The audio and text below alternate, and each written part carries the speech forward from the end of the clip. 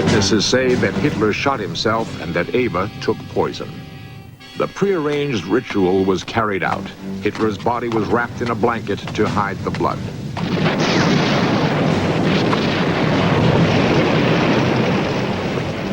The Russians were now only a few hundred yards away.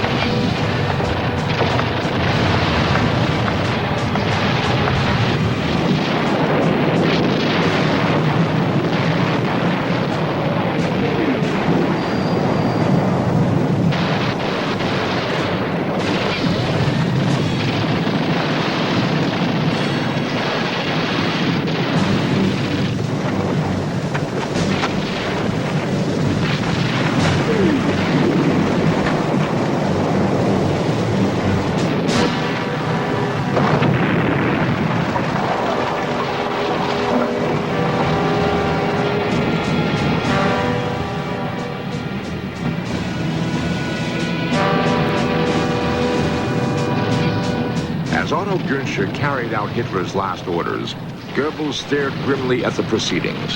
Hitler's most devout disciple, he was determined that he and his wife would follow the Führer in the same death the following day.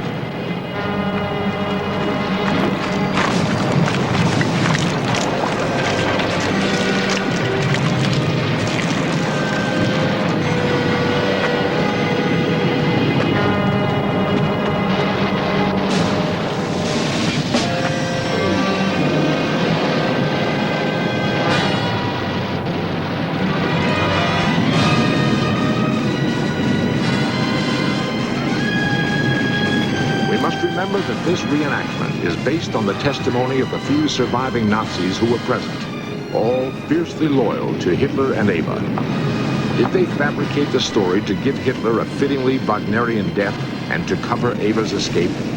Recent evidence may prove this to be true.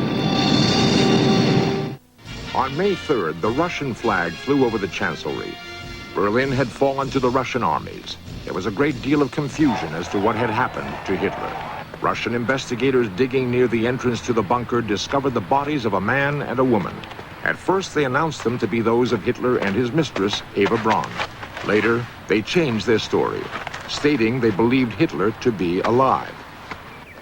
H. Trevor Roper, now a well-known British historian, was sent to Berlin to try to discover what had happened to Hitler. I was in British intelligence at the end of the war, and after the fall of Berlin, Hitler was missing. And he was missing for 5 months or so, and nobody knew what had happened to him. And the Russians accused the British of concealing him in their zone of Germany for use against them. And the British authorities appointed me to find out what had happened. Marshal Zhukov, the Russian commander-in-chief, first stated to Allied officers that Hitler had married Eva Braun, which had not been known before, and that they had committed suicide. And no sooner had this been released to the world than Zhukov changed his view and said he had no reason to believe that Hitler was dead. He thought he was probably alive, and after that he fell totally silent. Marshal Zhukov said it. Marshal Zhukov told Eisenhower, he told Churchill, he told Truman. He said, "We found no trace of Hitler." There were several Americans who visited Stalin in Moscow at this time, and to them, Stalin was saying that Hitler was alive. So that Zhukov's true deduction from the inquiries which he had made in Berlin were put into reverse, and the official line became that Hitler was alive, and that was maintained for the rest of Stalin's life. Thus, the Russians set in motion in some way the legend that Adolf Hitler had escaped by submarine to South America, that he was still alive in Germany, he was waiting to return. Eva Braun, of course, part of that legend. No stories seemed too outlandish to print. Reports from people who claimed to have seen Hitler or Eva continued to come in from all over the world. One woman who prefers to remain anonymous claims to have seen Eva in a village in Tibet. My husband and I were traveling in the Himalayas when we came across a woman we are convinced was Eva Braun. I have seen her pictures and I would know her anywhere. When later reports of escaping Nazis were found to be true, the stories did not sound so strange. Many of the leading Nazis were brought to trial at Nuremberg. However, there were some who escaped and remained hidden for years in South America. It was easy for them to become lost in remote areas or in the cities among the large German population of Argentina.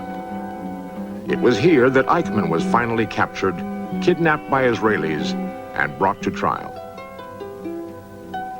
It has been more than 36 years since the fall of Berlin, but an air of mystery still surrounds those last days in the bunker. Identification of bodies through their dental characteristics is now an exact science, and recent information concerning Eva Braun has been published by international forensic expert Professor Radar Songness, founder of the School of Dentistry at UCLA. Based on actual X-rays taken of Hitler's skull at the time of the bomb attempt on his life, Professor Songness in his UCLA lab built an exact replica of Hitler's dental structure. He then made comparisons with the post-mortem reports. In fingerprints, we require 12 concordant points. In the case of Adolf Hitler's condition, with so many very characteristic dental crowns and bridges and root fillings and so forth, evidence is now that we have 26 concordant points between ante-mortem and post-mortem information. And as a result of this, we can now say with absolute certainty that the remains of Adolf Hitler have absolutely, definitely been identified. Eva Braun's case is an entirely different matter. In that case, we do not have a number of concordant points. The Russians have indicated that the only conclusive proof that they may have Eva Braun is a bridge in the lower right jaw of Eva Braun. I have interviewed the dental assistant who was present when things were placed in the mouth of the patients, and she has indicated to me that this bridge was made, but the time ran out and there was no time to put it in. She told Dr. Songness of a visit by Soviet investigators a few days after the fall of Berlin. The Russians demanded all dental information concerning Hitler and Eva. It was a tense period, and she was terrified. Indeed, she was later sentenced to many years in Russian prisons, probably to ensure her silence. She remembered that a dental bridge had been made for Eva but never delivered. The Russians took the bridge and later claimed they had found it as part of Eva's charred remains. Here I have prepared a model showing the space that was supposed to have been filled by this bridge. And I've also made a model of the bridge, and here I will now insert it where it should have been inserted in Eva Braun's mouth. And the mystery of the bridge is that with the fire that burnt up half of her head and part of her jawbone, these plastic teeth in front should, in this case, have been almost evaporated. But according to the pictures the Russians have shown, it looked essentially intact. Based on the fact that the bridge work is the only evidence that the Russians really are claiming for her identification, I find that I am not able to make a post-mortem identification of Eva Braun. Eva Braun died with Hitler in the bunker. Of that, I have no doubt. There's plenty of evidence, and I'm sure of it. While I am not suggesting that Eva Braun has escaped and is alive, while I believe that she probably is dead, I must, from a scientific point of view, indicate that we do not have any evidence from the information now available that, in fact, she has been identified. Today, what remains of the entrance to the bunker lies just inside East Berlin. It is necessary to get permission from the communists to get even close to it. Do the remains of Eva Braun, or the answer to what became of her, lie buried beneath this pile of rubble?